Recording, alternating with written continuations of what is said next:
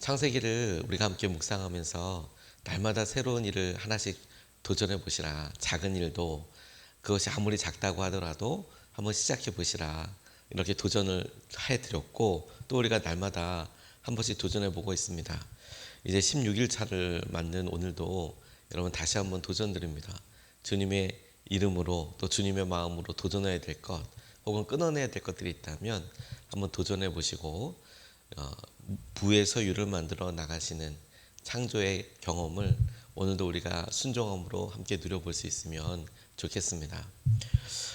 우리가 홍수 심판을 살펴보았는데, 하나님께서 창조하셨던 모든 생물들을 물로서 심판하신 그런 일을 우리가 읽기도 했고 또 묵상도 했습니다. 우리에게 닥친 일이라면 너무 힘들고 그야말로 어떻게 해야 될지 모르는 안타까운 상황이겠다라고 우리가 쉽게 생각할 수 있는데요. 일단 쭉 날짜들이 쭉 이렇게 되어 있어서 우리가 생각으로 다시 한번 머릿속으로 다시 한번 점검을 해보면, 비는 40일 동안 내렸습니다. 실제로 비가 내린 시기는 40일이었고 이것 자체가 대홍수죠. 40일 동안 쉬지 않고 비가 계속 내려서 모든 이 땅에 산까지도 다 잠겨버리게 되었다라고 그렇게 이야기해서, 코로 숨쉬는 폐로 숨쉬는 모든 사람들은 동물들은 다 죽었다 이렇게 이야기하고 있고, 5달이 지나자 150일이 지나자 방주가 아라랏산에 이르게 되었다. 그래서 이렇게 떠다니면서 아라랏산에 이르게 되었고, 10월의 첫날이 되었을 때 다른 산들 봉우리가 보이기 시작했고, 그리고 그 다음에 첫날에 지면에 물이 거쳤다. 지금 본문에 나와 있는 날짜들 점검해 보면 그렇습니다. 그러니까 노아가 방주에 들어간 지 1년하고도 10일 만에 홍수가 완전히 끝나서 땅을 밟게 되었다. 이제 이 이야기입니다. 그 사이에 까마귀도 내보내고 비둘기도 내보내고 땅이 얼마나 다 말랐는지에 대해서 점검하는 노아의 모습도 살펴보게 되었습니다. 그러니까 비가 계속 내린 것은 40일이고, 그 40일이 지난 다음에는 계속 떠다니고, 그리고 한참이 지나서야 처음에는 걸리지도 않던 이 방주가 아라랏산에 걸린 거고, 그리고 다른 봉우리들이 눈에 띈 거고, 그리고도 계속 기다렸던 그런 과정들을 우리가 생각하고 오늘 이 본문 말씀을 같이 묵상하면 좋겠습니다.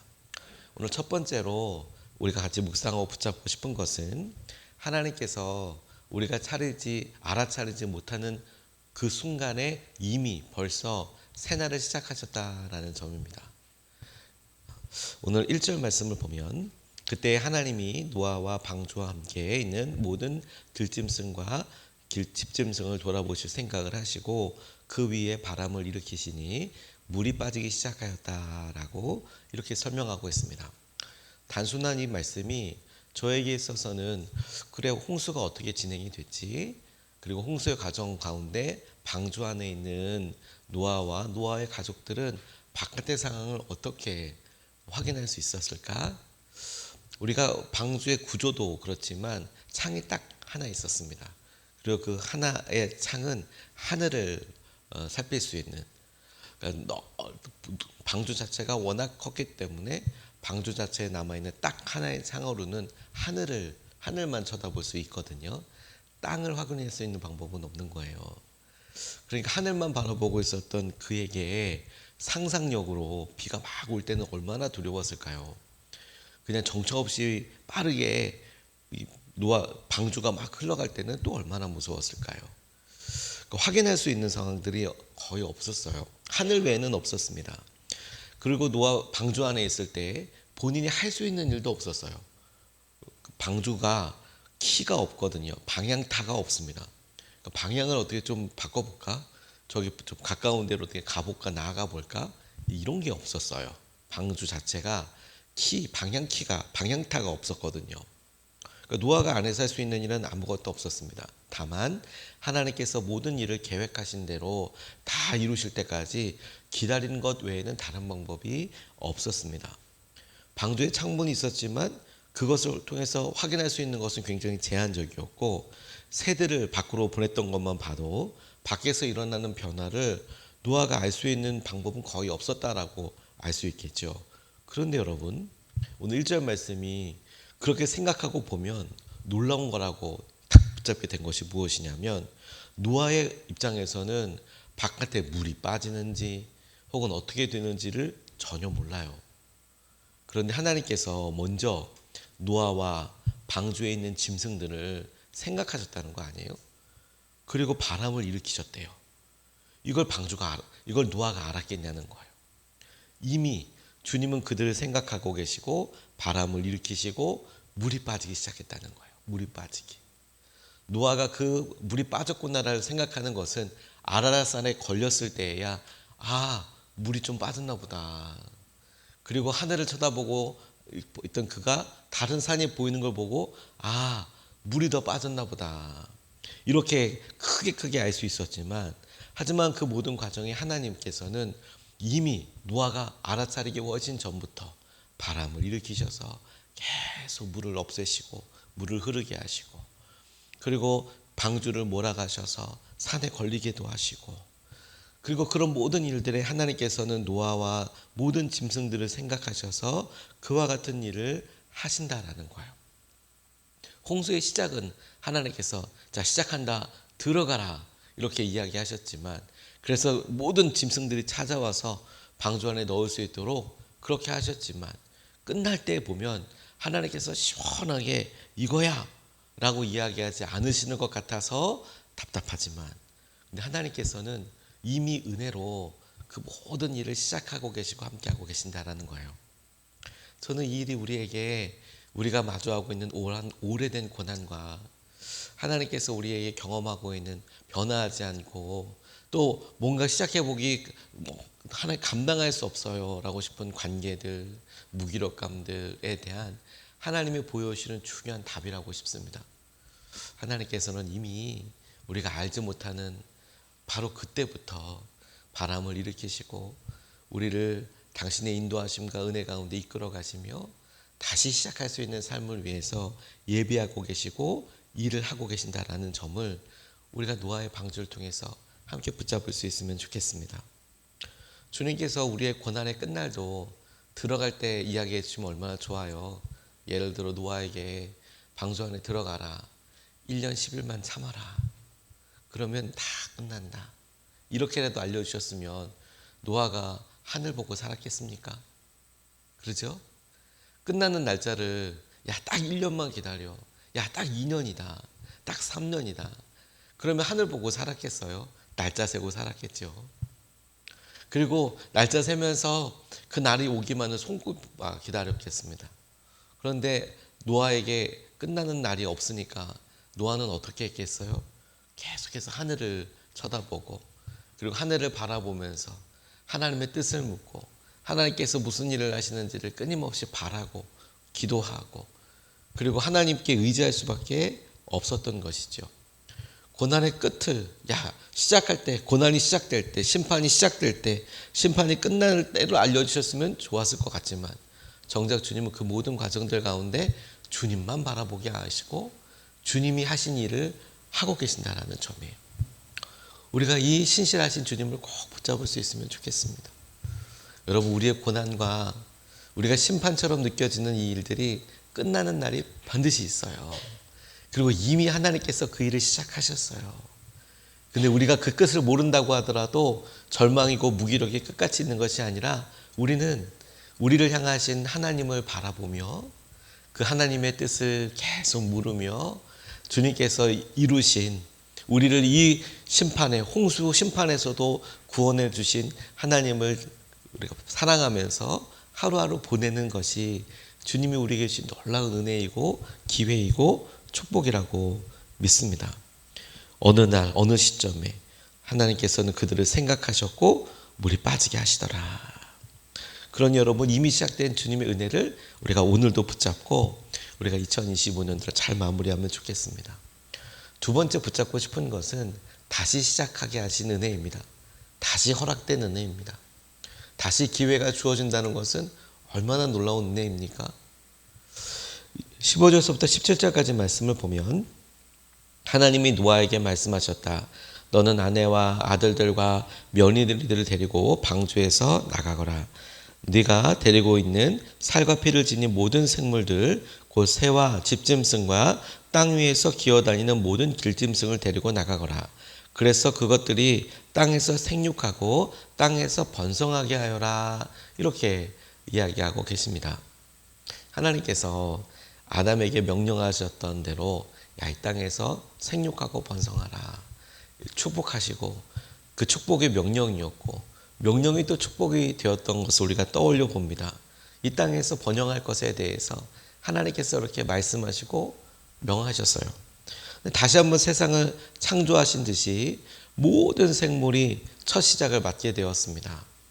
하나님께서 우리에게 새 시작을 허락하여 주셨죠. 모든 것이 어렵고 삶의 모든 힘든 순간을 만나서 손에 가지고 있는 것이 아무것도 없다고 생각하는 바로 그때마저도 사실은 마지막이 아닙니다. 하나님께서 다시 시작하게 하여 주시는 은혜인 거거든요. 그러니 저는 하나님 다시 시작할 수 있으면 참 좋겠어요. 이건 우리가 그 과정에서 있는 여러 일들을 잘 모르기 때문에 그렇죠.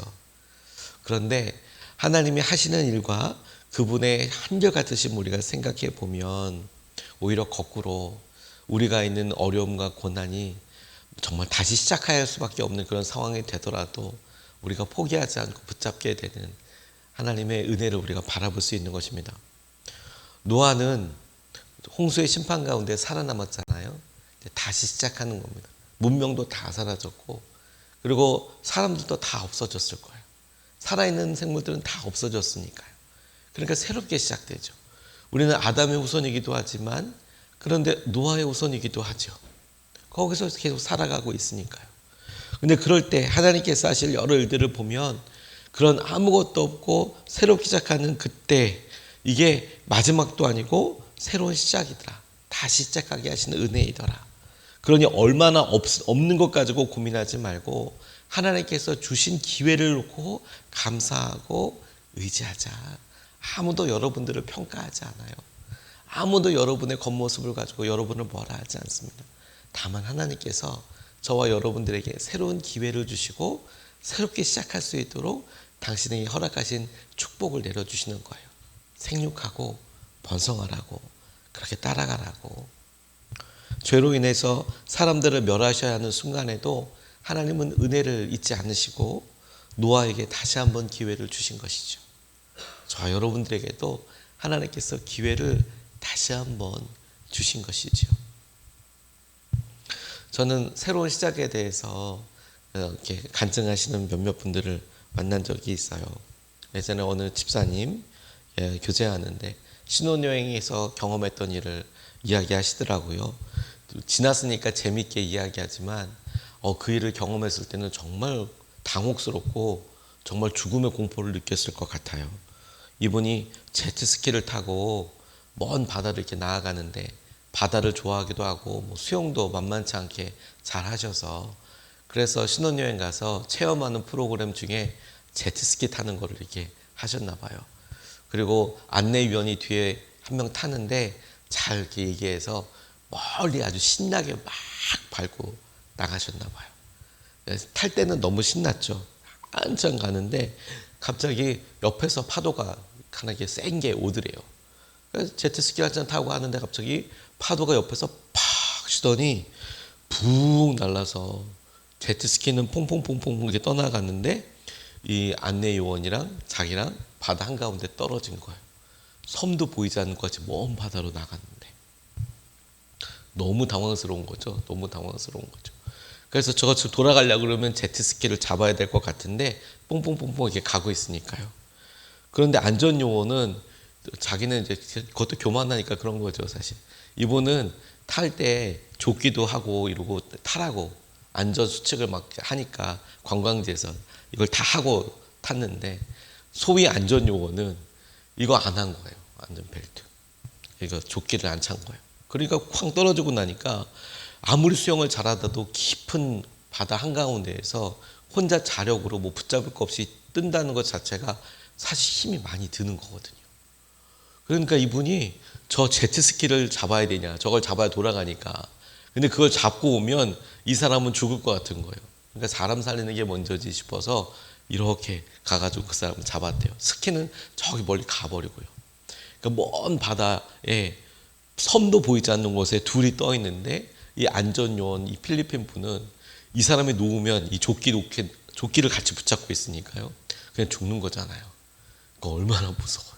1시간 동안 떠 있었대. 1시간 동안.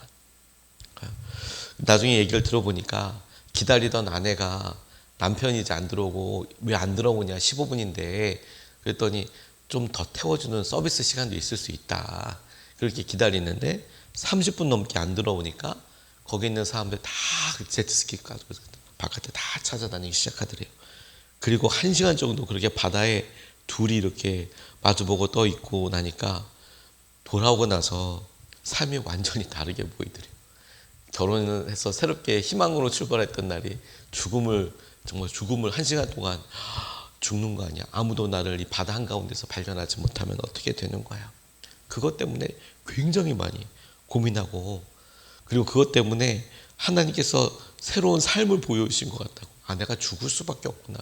교만하고 잘못하면 큰일 나구나. 하나님이 마치 심판의 때처럼 자기에게 그런 거 허락하여 주셨다고 이렇게 고백하는 분을 보게 됐어요. 갑작스런 사고뿐만 아니라 때로는 우리가 다 재산을 잃을 때도 있죠. 때로는 우리의 관계가 가장 믿던 사람들한테 배신감처럼 어려움을 당할 때도 있죠. 때로는 우리가 갖고 있었던 책임감도 다 사라질 때도 있고 우리가 갖고 있던 자신감도 다 사라질 때가 있죠.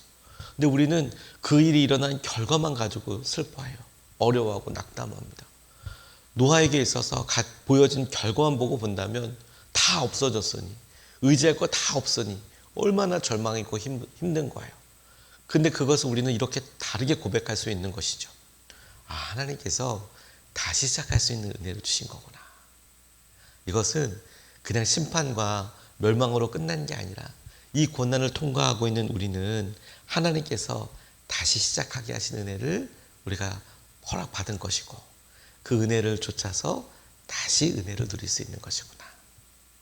저는 이게 창조의 놀라운 은혜라고 싶어요.